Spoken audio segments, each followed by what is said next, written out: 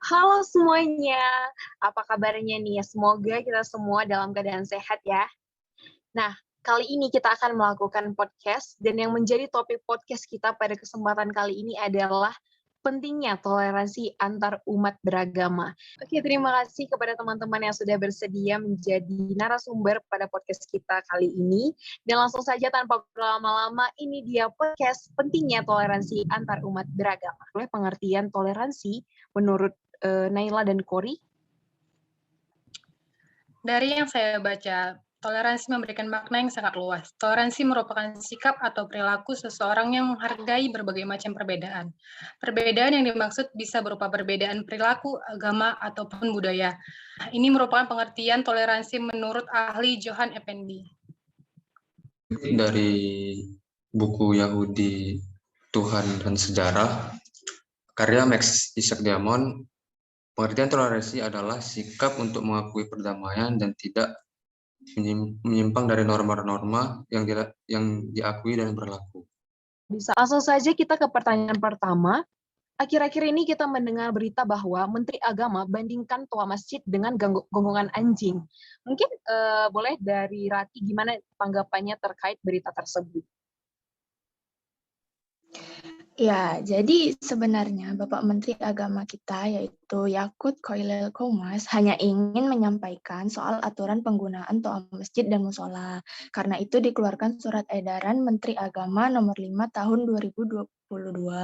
Toa masjid sendiri tidak dilarang karena itu memang syiar dari agama Islam.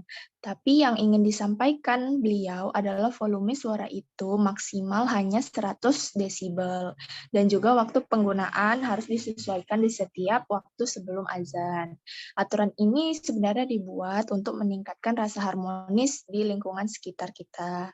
Pak Yakut menilai suara toa itu jika dinyalakan dalam waktu yang bersamaan akan menimbulkan gangguan. Nah, makanya Bapak ini menyontohkan dengan suara gonggongan anjing. Misalkan ada anjing yang berada di sekeliling rumah kita yang selalu menggonggong setiap saat. Pasti kita merasa terganggu kan?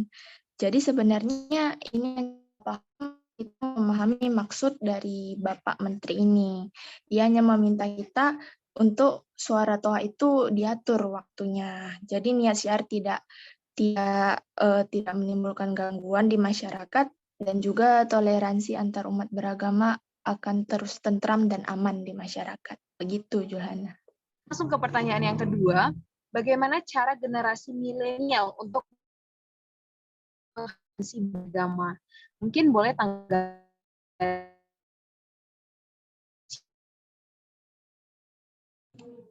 Oke, berbicara tentang era milenial merupakan istilah populer atau yang sering kita sebut ABG. Nah, toleransi beragama merupakan tantangan terberat bagi generasi milenial. Pentingnya pemahaman dan penerapan toleransi dalam kehidupan generasi milenial yang merupakan agen dari sebuah perubahan yang tentunya perlu disikapi dengan serius. Perbedaan suatu hal bisa berjalan secara harmonis bila adanya rasa toleransi beragama dan toleransi sosial. Contoh kecil yang bisa kita lakukan dalam kehidupan sehari-hari yaitu berteman dengan semua orang, atau dengan menghargai dan menghormati semua agama, suku, dan ras yang ada. Untuk itu, sebagai bagian dari kaum milenial, saya mengajak kaum muda Indonesia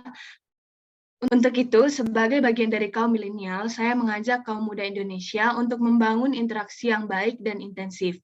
Mari kita tumbuh kembangkan lagi sikap toleransi beragama di dalam diri dan lingkungan kita. Seperti itu, Julhana. Terima kasih. Oke, benar ya, kita sebagai generasi Tasya atas jawabannya. Kita lanjut ke pertanyaan ketiga. Toleransi antar umat beragama merupakan salah satu kunci kemajuan bangsa. Mengapa demikian? Mungkin boleh tanggapan dari Seika.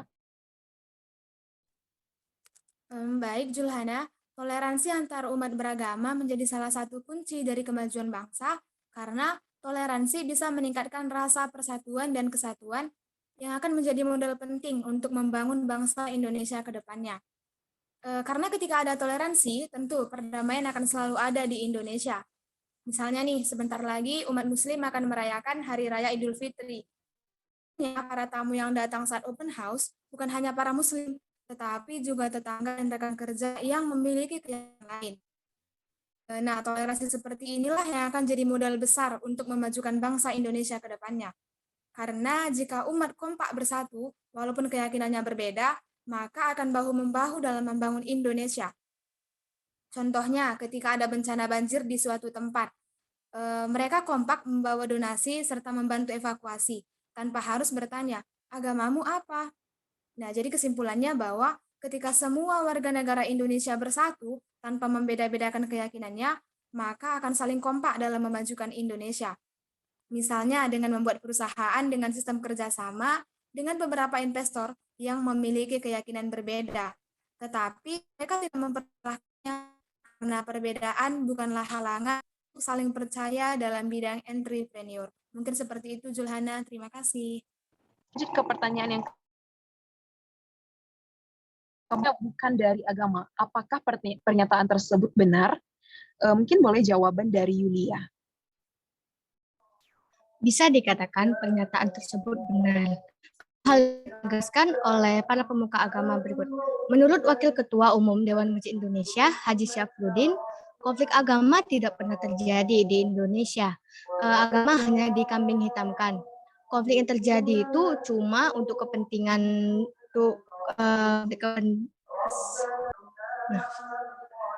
bisa dikatakan pernyataan benar itu ditegaskan oleh para pemuka agama.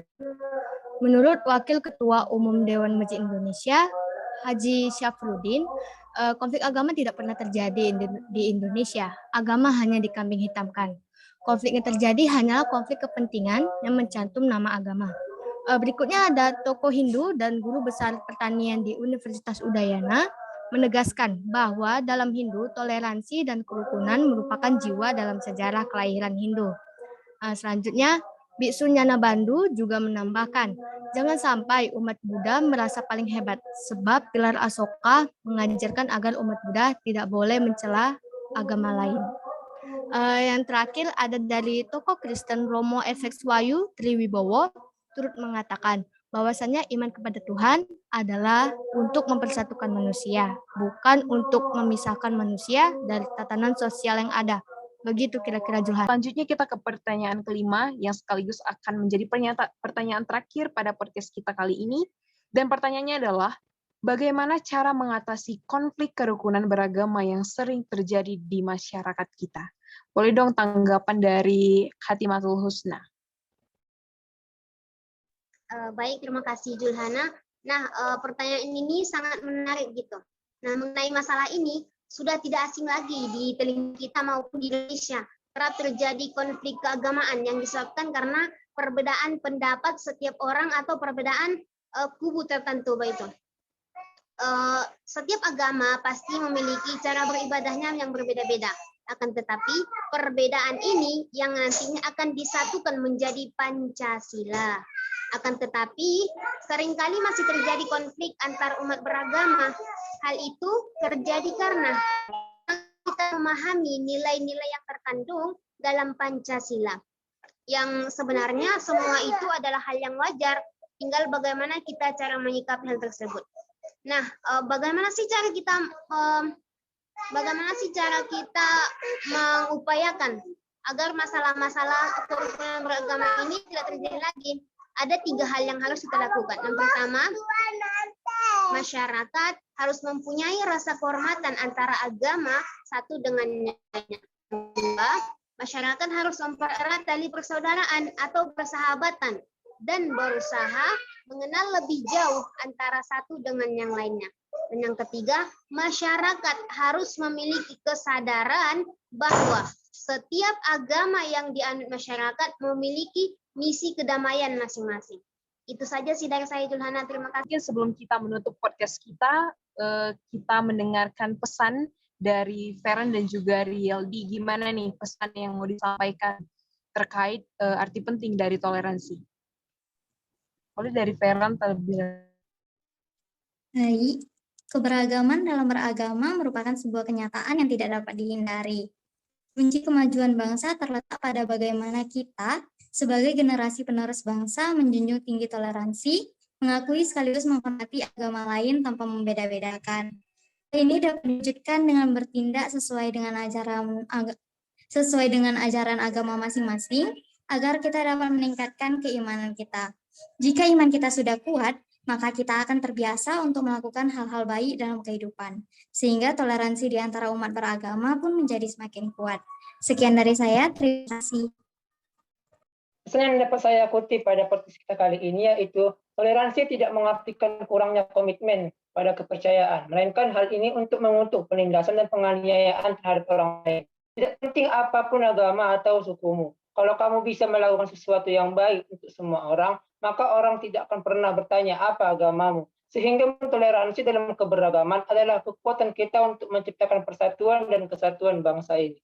Sekian dari saya, terima kasih.